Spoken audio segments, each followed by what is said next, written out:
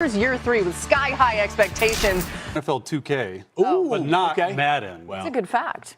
Often skews towards quarterbacks. By the way, I know I am, and I think you guys are as well, pretty well versed in the no reaction. It typically comes from my wife, like when I'm telling her about, like, you'll never believe it. The Rams traded for Myles Garrett. Who? No reaction. What? Yeah. No reaction. Like, babe, come on. Did you finish mulching yet? This is big. Okay, no, you didn't? Finish Get the back yard work. outside. No, you know what? Yard work. It's funny. I got a similar reaction from my husband when I told him about that. I'm like, you won't believe what happened today. He's like, yeah, but you need to do this and that. I'm just kidding. All right.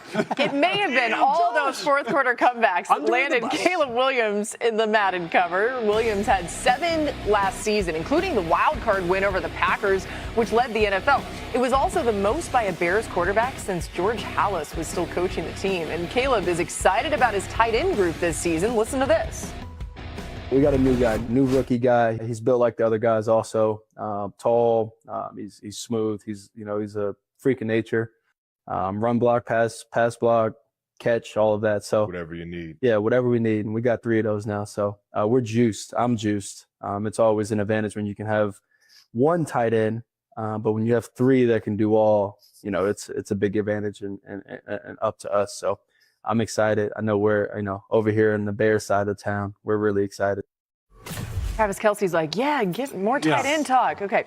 J-Mac, how important, though, will these tight ends be for Caleb in year 3 when we talk about the next leap he can make? I think it's huge, and a lot of it has to do with Ben Johnson. His ability to come up with so many creative ways to run the football, to set up the passing game off the play action. I think the more tight ends you have, we watched the Rams do it a year ago, where they were able to get so much out of that personnel group. And this year, to me, for Caleb Williams, we saw a leap last year. We saw with the Iceman cover and why he got that, because late in games he's able to come up with plays, and he doesn't get ahead of himself. He stays poised. He makes the throws necessary. This upcoming year, you want to see him make every single layup. You want to see him become a little bit more efficient, get that completion percentage up, and play that quarterback position at the line of scrimmage a little. Being able to check them in and out of plays and start to really master it, I think, is the next step for him year 2 in Ben Johnson's offense. Back to the tight end stuff. Caleb did describe how one of the advantages of playing 13 personnel, 3 tight ends on the field with 1 running back, is that the Bears are going to shift their motion on every single play. Everyone. Many of them, both, right? You might see first a shift, then some motion. Right. They might come out in what looks like a heavy personnel alignment, right? You got 2 tight ends on either side of the line, maybe 1 in a wing alignment. Defense is thinking, all right, running it right down our throat. You shift, and all of a sudden you've got Colston Loveland and Sam Roush, that 3rd-round draft pick that Caleb was referencing, and, of course, Cole Kmet all over the field. Those guys are athletic enough to win similar to wide receivers, not quite at that level, but when you're being faced up against by either a slower linebacker, maybe even a slower safety, that's the advantage the Bears and other teams like the Rams and the Seahawks have been creating through 13 personnel in recent years. And I love that. And when you do shift out to those 2x2 sets, which look like a spread 11 personnel set, 1 back, 1 tight end, the biggest thing for us and for defensive guys, it's like you have a linebacker now in base personnel, 3 linebackers playing in space. Yeah. All these little option routes that they did with Colston Loveland, all these little things like that. And with Caleb Williams, to me, it's never about making the great player. I just want to see him play a little bit more within the system. A lot of shifts, a lot of motions. It was a learning year for him. That's why it was under 60%. If he can take the next step on just making the layups, as you alluded to, Field, just the easy throws, we know he can be Iceman, right? We know he can do that, and he's done it at high cap.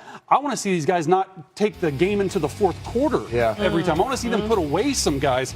And with DJ Moore gone, you look at Rome Odunze, as I don't play fantasy, but I'm buying stock in Rome Odunze. I'm buying stock in Luther Burden, Mizzou. I was going to say, University of Missouri.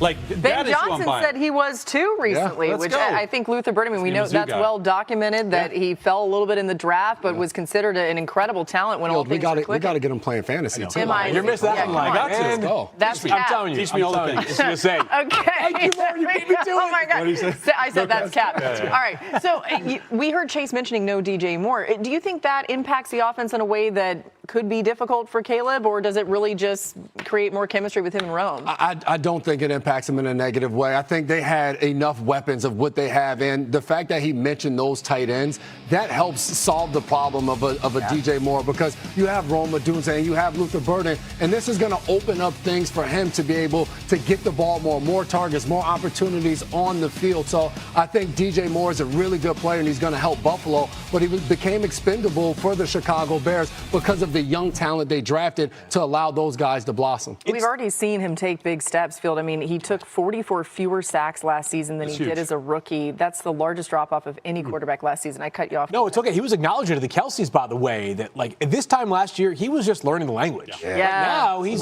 mastered it. He's fluent in this offense that Ben Johnson has run and will obviously add much to it. One last thing on the pass catchers.